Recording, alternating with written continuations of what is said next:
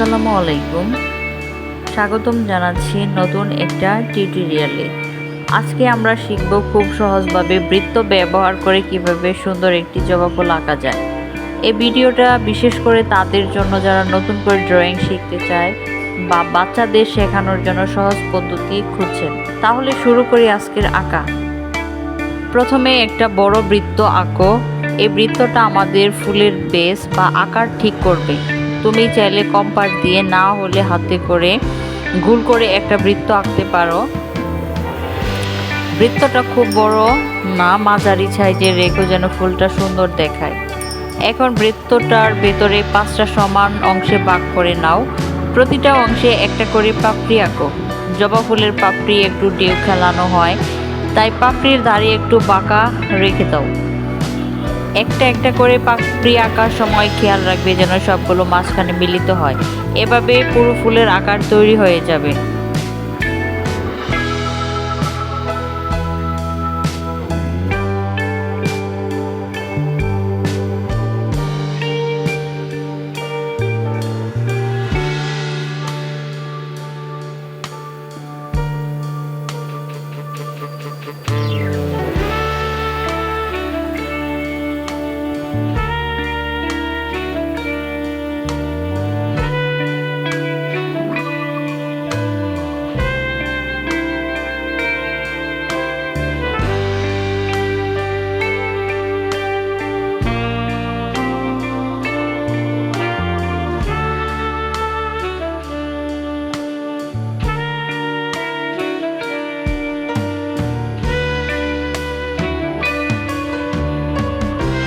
এবার ফুলের নিচে একটা ছোট ডাঁটা আঁকো। ডাঁটার দুই পাশে 2টা পাতা যোগ করো।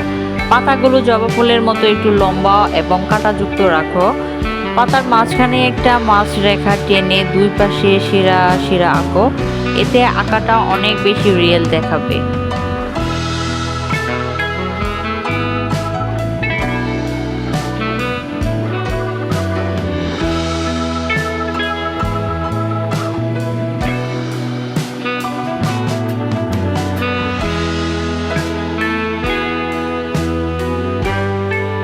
এখন ফুলটা সাইন পেন্ট করে নেব।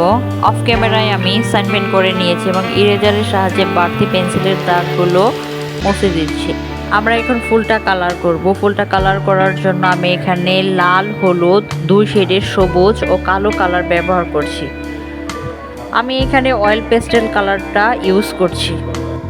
এবার ফুলের রং দাও। ফুলের পাপড়িতে লাল রং ব্যবহার করো। মাঝখানে একটু গাঢ় শেড দাও যেন গভীরতা বোঝা যায়।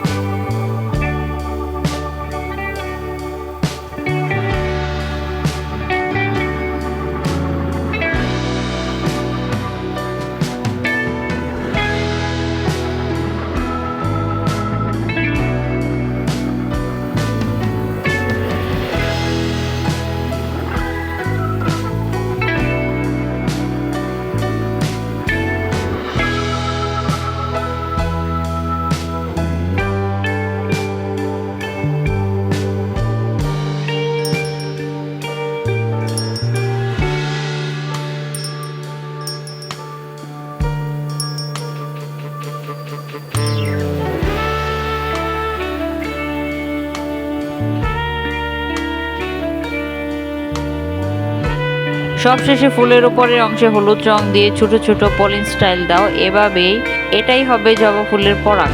পাতায় হালকা ও গাঢ় সবুজ মিলিয়ে দাও আর ডাঁটায় হালকা সবুজ।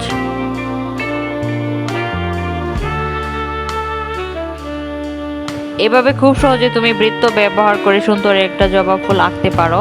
ভিডিওটি ভালো লাগলে লাইক, কমেন্ট এবং সাবস্ক্রাইব করতে ভুলো না।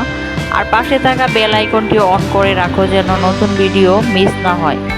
ধন্যবাদ সবাইকে। আবার দেখা হবে পরের ভিডিওতে সাদিয়া পেন্টিং এর সাথে।